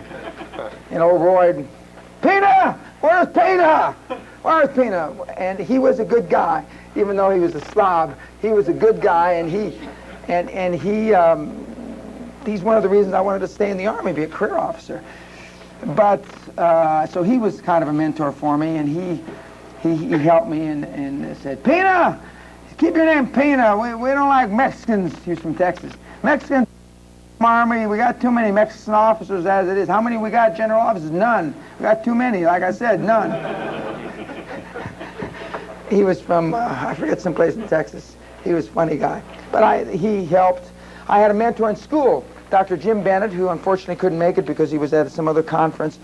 He helped me in school. He was the first guy to have faith in me that I was really brighter than my family thought I was. And he allowed me to take 26 units a semester to try to finish my degree in 2.5 years. 26 units load, which full load at that time was 12. And I went to 2 schools at the same time, UCLA and Cal State Northridge. And he had a lot of faith in me. He was a man. He's still a very good friend. He was one of the original board of directors at Great Western Energy as well. And he's been a mentor of mine and a good friend from a lot of years. And if he was here, he'd tell you Dan has not changed 1/10% since the 60s when I was in college. Haven't changed. The only thing is about my accomplishments have caught up with my mouth. That's write that down. That's a good one. My accomplishments have caught up with my mouth, and because they have, you know. Now in my career, I don't have to prove anything to anybody. I've been there, I've done that in spades, and I can answer your questions. I mean, because I've been there, I've done that. I mean, I haven't heard, and I've done this now, I don't know, 30 times, 35 times, and I've been in front of a lot of people. And even before this, and when I was doing it, when I was the CEO of Great Western, I've never been asked a question I couldn't answer. I've never been given a business situation that I haven't been in personally. I haven't. I mean, now the doctor might tell about an ankle surgery or something. I haven't been that, but starting that business, I know how to do that. Whether, you know, I know how to do that because I've done that. I've been with small business, I've run big business. And I've run a lot of them, and I know that, so the things that I talk about, I can say with no qualifications or reservations, and more important, and I think more importantly than that, is that not just that I say it in a forceful manner, but I know what doesn't work, and that's more important than anything else I can tell you. What doesn't work, you know what works. A lot of things work for you now. It's what doesn't. I can tell you what doesn't work. Don't do this.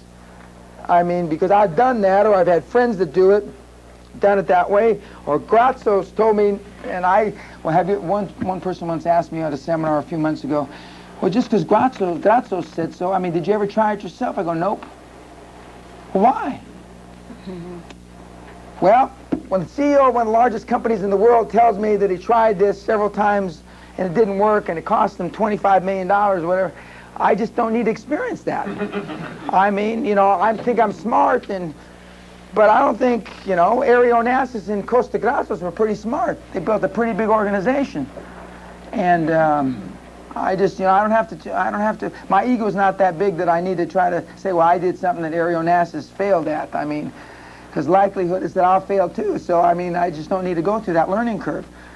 See, sometimes, when you tell a kid don't do that, he's going to get burned. He does it anyway. In business, you'll go to and listen to some of these people, and you do it anyway. I could never understand why. Of course, look at me. Instead of making more refineries, I go in the movie business. I mean, I think I would have been better if I would have been in the movie business if I had been single. I didn't get any benefit out of being in the movie business because I was married, and Linda used to travel with me in those years before we had kids. I mean, single in the movie business, I don't know if it'd been worth $25 million, but I mean,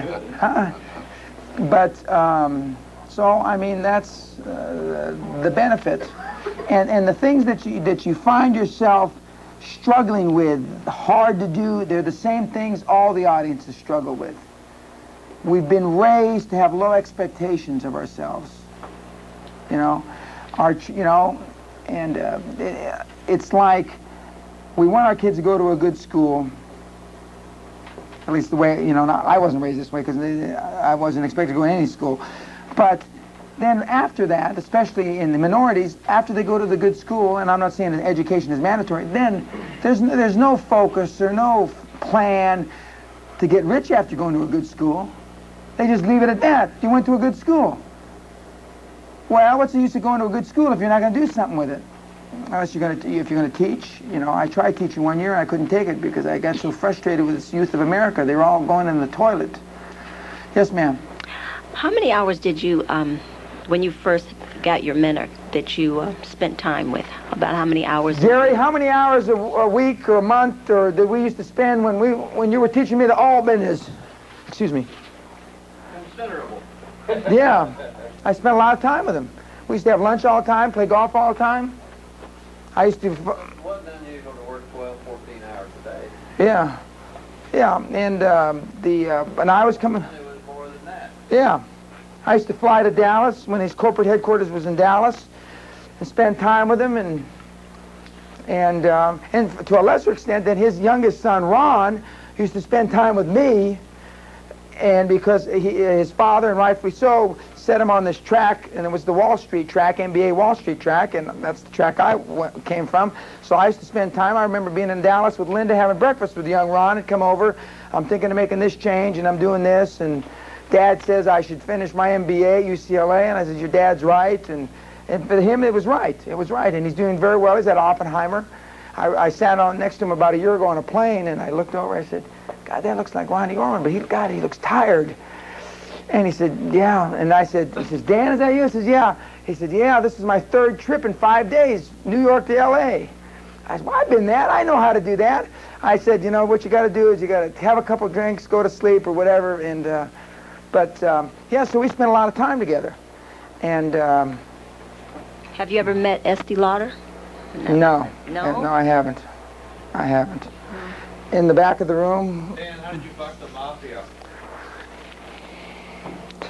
Well, in 1982 or 3, we had a gentleman who will remain nameless to protect the guilty, who sold one of our deals to the number 3 guy in one of the big mafia families in New York City, unbeknownst to me. And then when oil was $40 a barrel, it had letters of credit attached to it, so if the oil fell, the letters of credit were called. Needless to say, oil went from 40 to 20 like it had a rock on its neck. And so they were called, and the banks are calling this guy's accountants and said that, called, and he had bought personally $500,000, and he felt so proud about it, he went over to a cousin or a distant relative, one of the other mafia families, and they bought about $2 million of it. And so he said that, and the guy that sold it to him, he says, you don't have to worry. Well, when you tell somebody in a crime family you don't have to worry, that means that they're not going to lose any money. And so he flew out to see me in Los Angeles. I was in Scotland, and I get a phone call from Charlie Soliday. He's whispering, Dan. I go, what? They're here. Why come speak up? What the hell's wrong? And he says, they're here. They want to talk to you. They want their money back. And I said, who's there? And he told me who it was. And I said, okay, I'll get in a plane. I left Scotland. I flew to Los Angeles. And so I walked in the room, and I walked in the conference room looking around. Where are they? They're in your office. They set up a shop in your office. In my office? Who told them they could? Anyway, so I go in there, and he looked like John Gotti. Short, portly guy, really well manicured, And he gives me a big hug, and he says, what kind of name is Peña? And I says, well, and I told him, I says, but my grandfather, I'm 1/4 Sicilian, which I am, my mother's father. And he gives me another, goes, too bad it's not a half, because I'm 1/4. And so, but we go out to dinner, and he leans up to me, and he says, and I lean across the table like in the old E.F. Hutton commercials. I said, yes. He says, I want my money. I said, I beg your pardon? He says, I want my money. I said, well, I can't give it to you. I mean, it's all pissed away. I mean, and he said, we had just gone public, thank God. And I said, I run a public company. I can't just write you a check. And he says, you're not listening to me. I said, I'm listening anyway. So we got crossways, so to speak. And the funny things started happening, and we hired some people to protect us. And we sent some messages to them, which were received loud and clear. And he says, this guy's crazy. He says, he's doing to us what we do to people. And they said, the bearer of these messages, who Lorraine knows, said he is crazy. He doesn't care. He's not giving you the money. He didn't think he did anything wrong. Make a long story short, he sued me for $144 million. And we fought it in the state court, in Texas to the Supreme Court of Texas, and we fought it to the Supreme Court in New York, and we fought it to the 12th and 8th District Appellate Courts. We fought for 5.5 years, and the FBI and the various people that were investigating them used to say this is the first time in history that these guys have gone to court. They've been sued plenty, but they never sued anybody. And they went around and strong-armed all the limited partners into being part of this suit as a class action. They didn't come and say, do you want to be part of the class action? They said, this is your amount, we need the check for your portion of it. And they sued us, and we won. We won in all the courts. And then he got indicted, thank God. And the... no horse heads in your bed? Pardon? No, well, we had some difficult times. But then, during this whole process, I went to his restaurant. He owns a French restaurant in New Jersey. And why are you going to his restaurant? I said, because I want him to see that we're not afraid. He says, but Dan, we are. It's only that you're not. And I said, we went to his restaurant, Charlie, Mark, and I, and he came up and he saw me, and he comes up to me and says, you've got a lot of balls coming here. I says, food not bad. He says, and then he says, I don't want your money. He says, don't have dessert, get out. And so we didn't have dessert, we got out, and but he's retired now. I mean, after he got indicted, and then when he got out of prison a year or so ago, or where, no, he didn't. Did he go to prison, Laurie? I don't remember.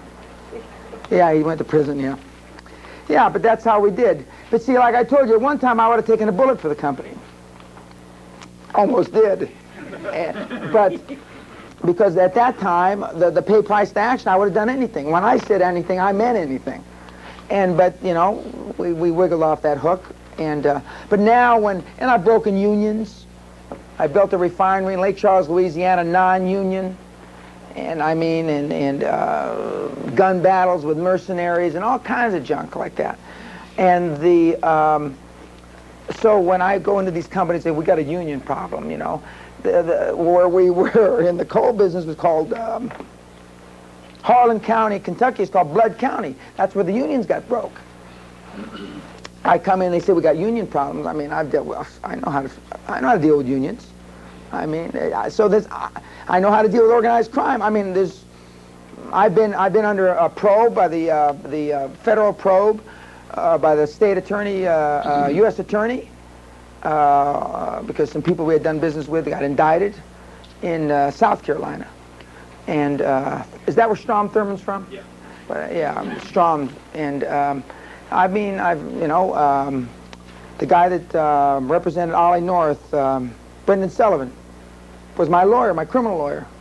If I was going to get in a criminal beef, you could bet your ass I was going to get the finest criminal lawyer that I could afford.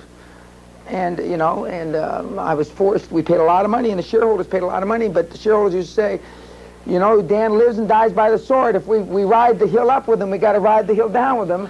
And so we had plenty of that. So, I mean, there's nothing that can, I mean, I've had people leave their wives. I've had people plot to kill their wives.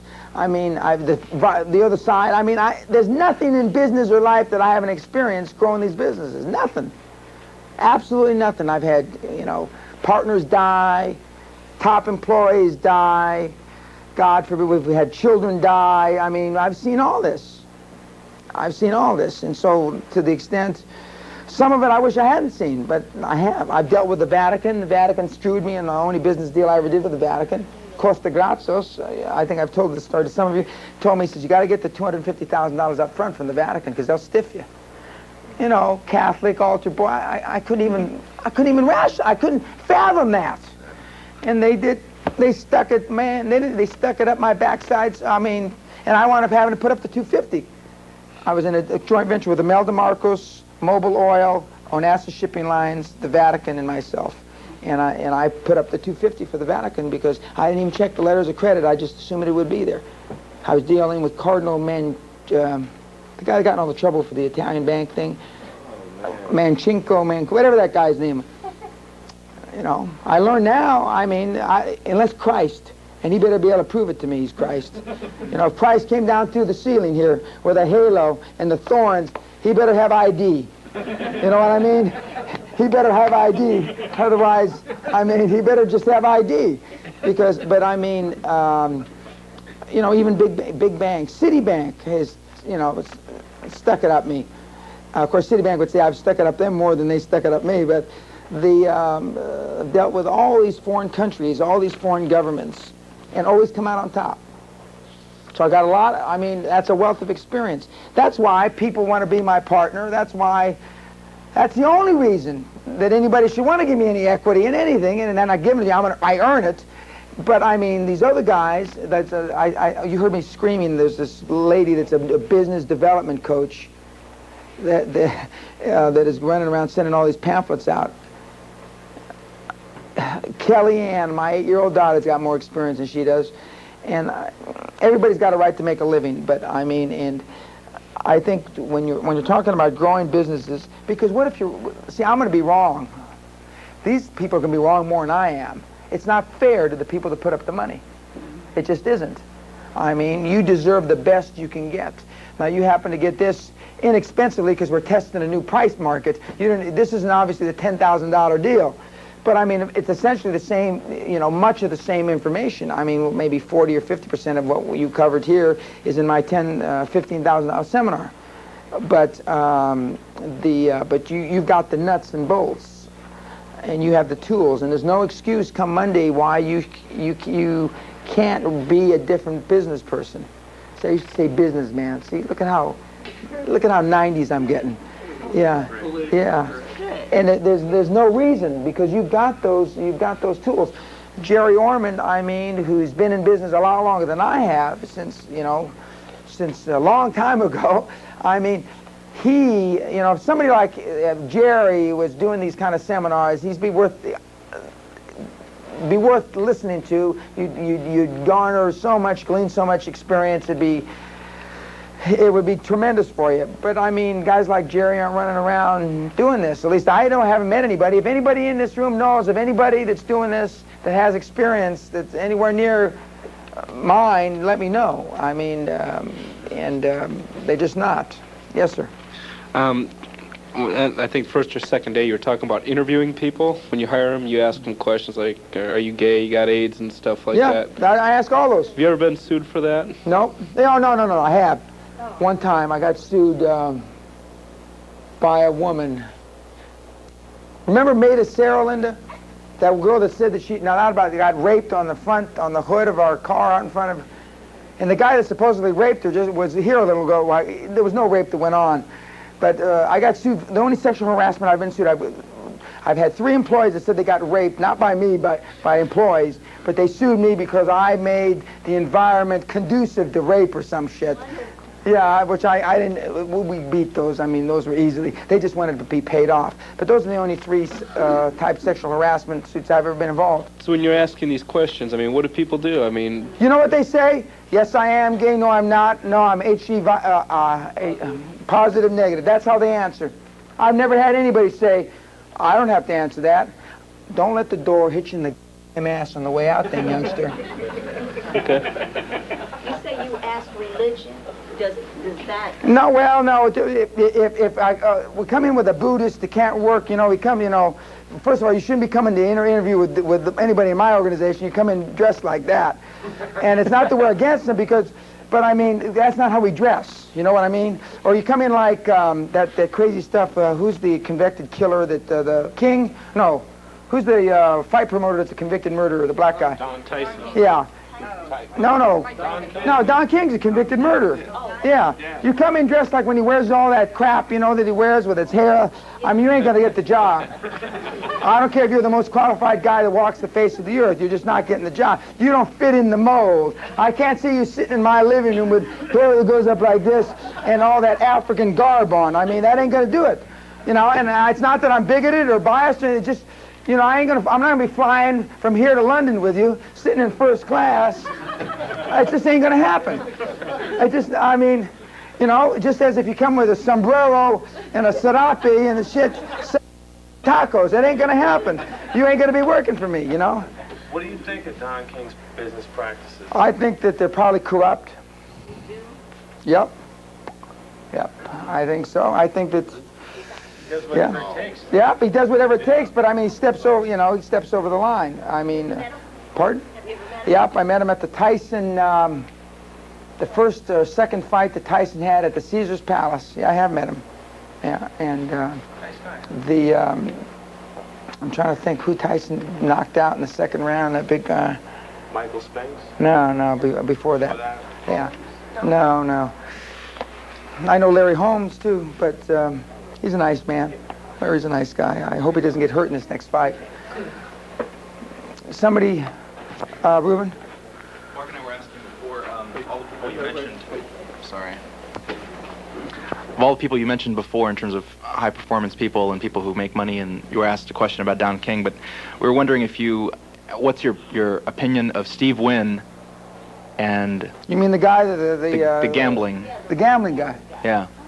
Well, he's a smart guy. I don't know about his business practices. I don't know about that, but I know he's a smart guy, and he's put together a lot of big deals, and they all told him you can't build a 5,000 room, you can't build a 3,000, you can't, and he continues to do it. So, I mean, he's pretty much, I think Las Vegas is a good example of going against conventional wisdom. A 1,000-room hotel wasn't supposed to work there. Expecting to get gambling in Florida. Yeah, I mean, do you think he cares? I mean, he doesn't care what anybody thinks. He does what he thinks. Or he does what, 2 or 3 people that he works closely with. Kerkorian, he's another psycho. He doesn't care. I mean, he lost $600 million on one of his recent deals, and he doesn't care, He built MGM Grand. Yep, and Kirk is a good client of Bear Stearns. He has been for a long, long time. But Bear Stearns wouldn't underwrite his last deal. So he went to somebody else after 19 years of doing deals there. Now, whoever made that decision, I'm sure got blown out of Bear Stearns, no question. I can't imagine they would have done that. The guy's paid hundreds and billions of dollars in fees. That guy, that young 30-year-old Harvard MBA managing director had a short career on Wall Street. That guy is history. I mean, and nobody will hire him because anybody's got that piss-poor judgment, nobody's going to want him. Obviously, the Kerkorian deal was a huge success.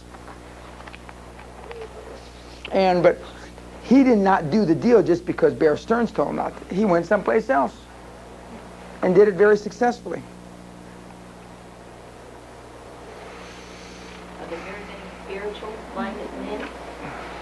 You mean they believe in God? Yeah. No. I don't know any of them that are agnostic, but I don't think that you'd call them seriously spiritual. They're about as spiritual as I am.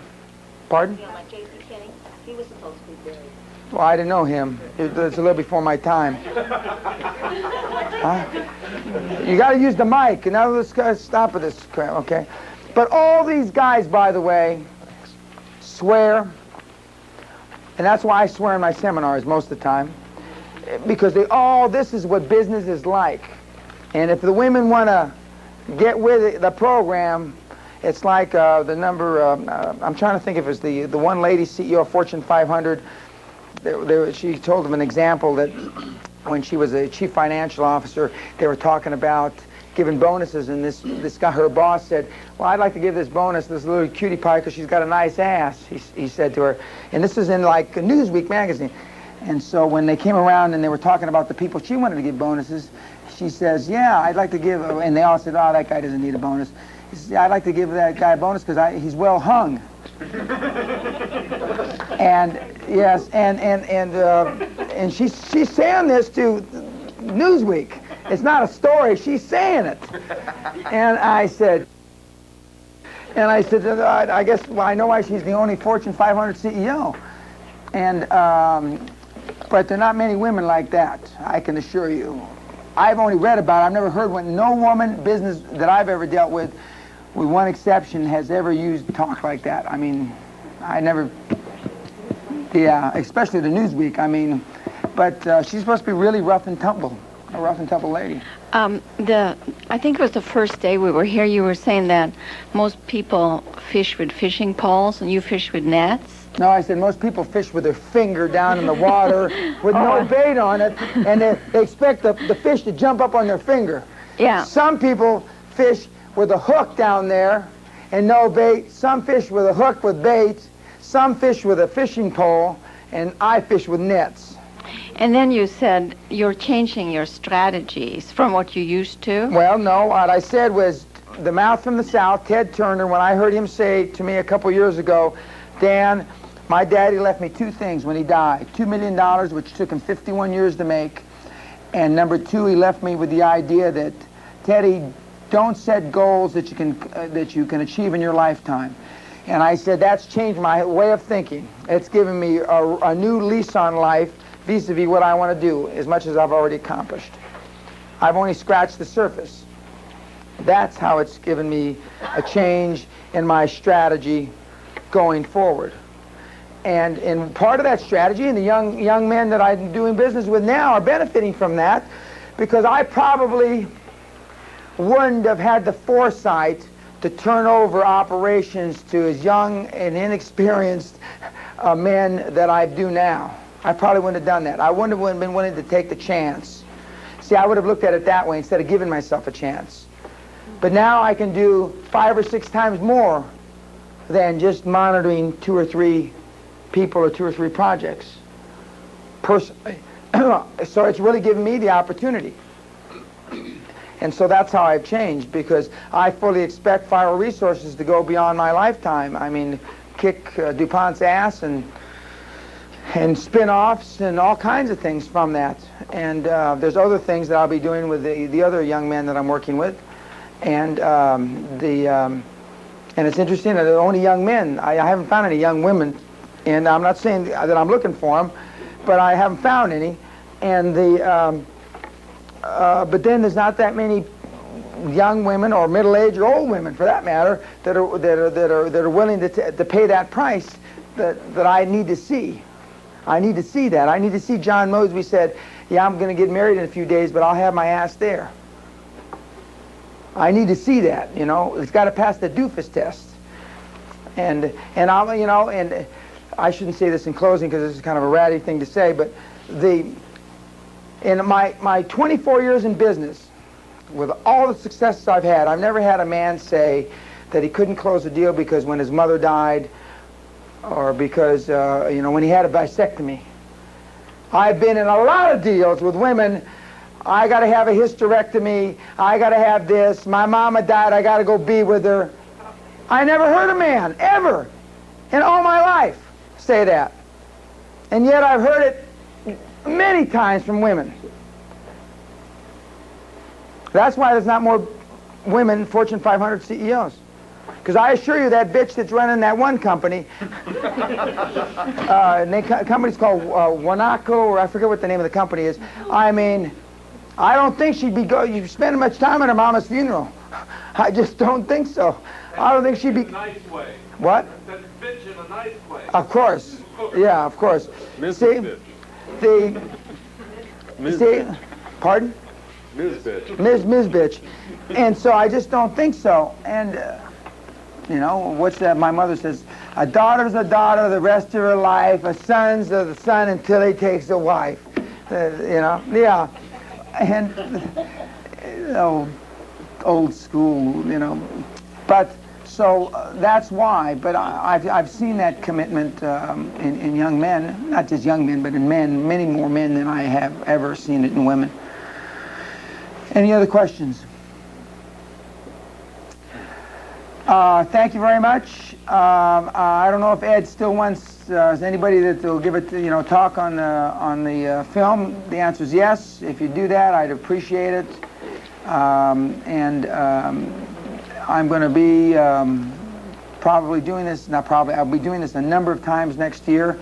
I've got a couple more appearances this year. I think one in we still doing that Las Vegas and San Diego thing? We're not doing Las Vegas, and San Diego probably. Yeah. So, thank you very much. Go out there and rip them.